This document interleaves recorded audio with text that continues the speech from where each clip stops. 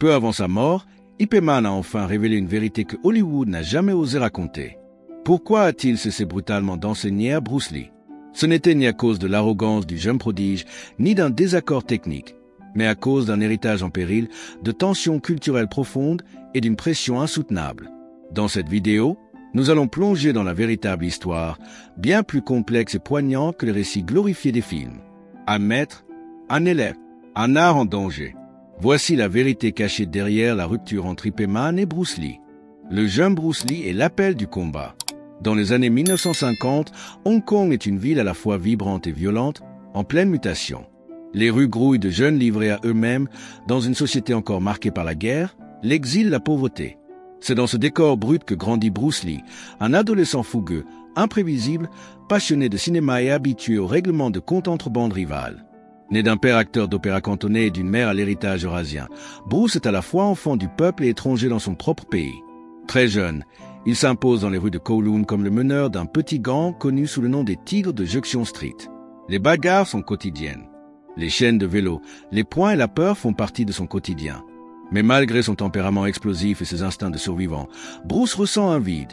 Il cherche un cadre, une méthode, quelque chose de plus grand que lui. Il ne veut plus se battre simplement pour exister. Il veut comprendre comment dominer le combat.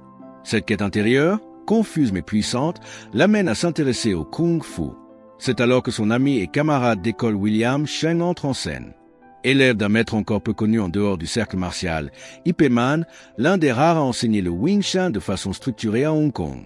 Sheng, impressionné par la rage maîtrisée de Bruce et par son agilité naturelle, lui propose une rencontre avec le maître. Ce simple geste allait ouvrir une nouvelle page de l'histoire des arts martiaux.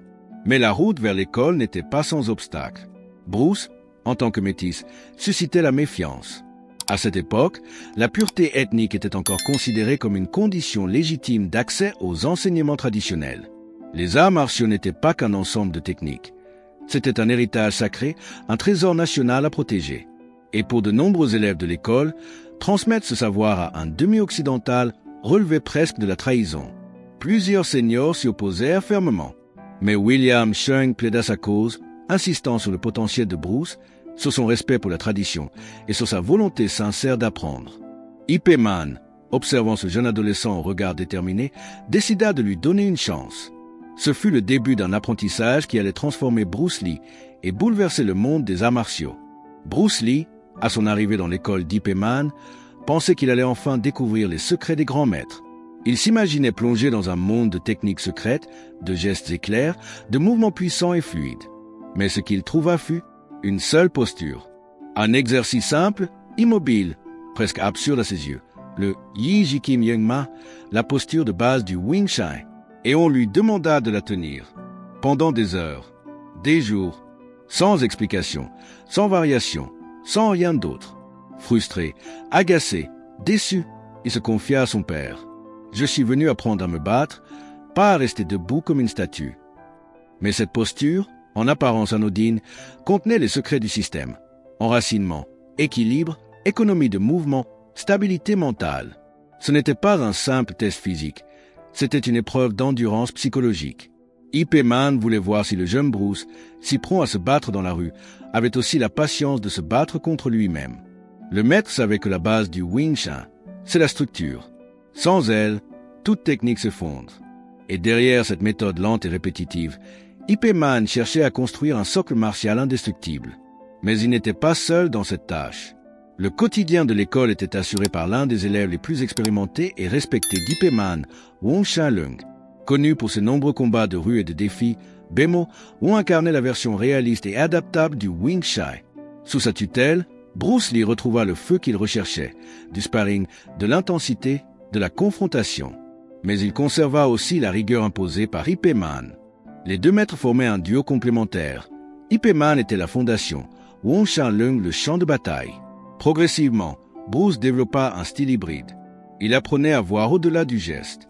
Il commençait à comprendre que le combat n'est pas seulement une question de force, mais d'intention, de présence, de timing. Et c'est dans ce contraste entre frustration et révélation que se forgea la graine du génie martial qu'il deviendrait. Bruce n'était pas un élève comme les autres.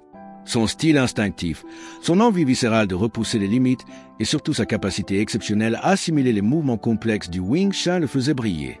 Trop vite, là où d'autres mettaient des mois, Bruce progressait en semaines. Et cela dérangeait. Ses camarades, bien plus âgés pour certains, le voyaient d'un mauvais œil. Ils étaient jaloux de son ascension, mais aussi troublés par sa manière de remettre en question les méthodes établies. Ajoutez à cela son métissage, son charisme naturel, son tempérament rebelle et sa capacité à défier les hiérarchies sans crainte.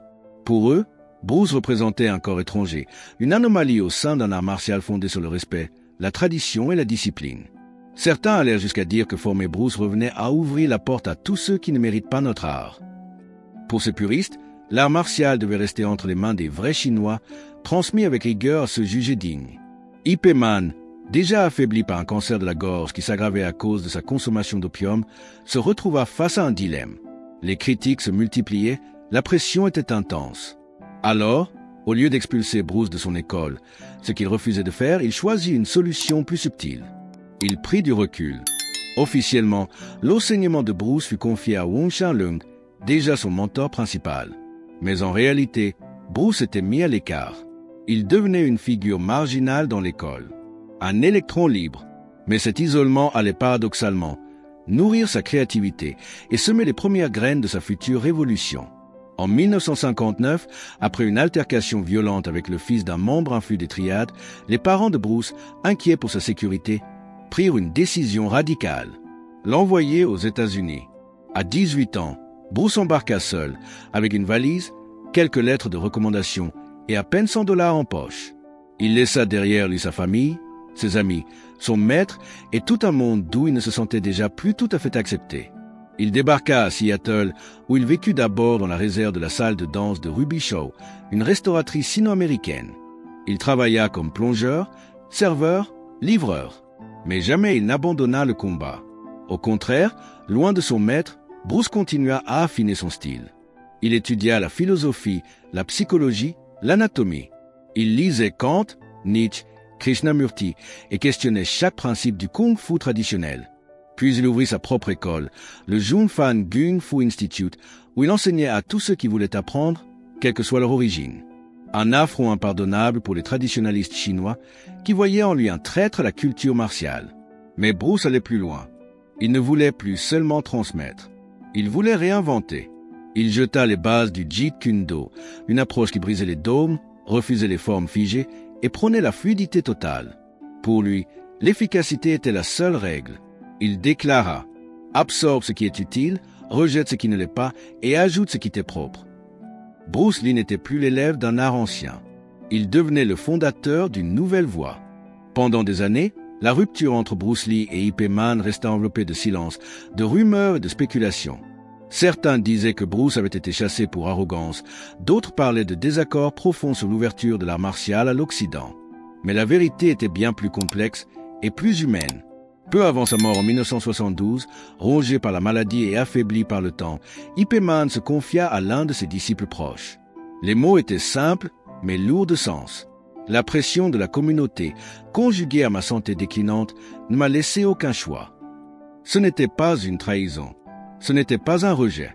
C'était une tragédie silencieuse, imposée par le poids de la tradition et le regard des autres.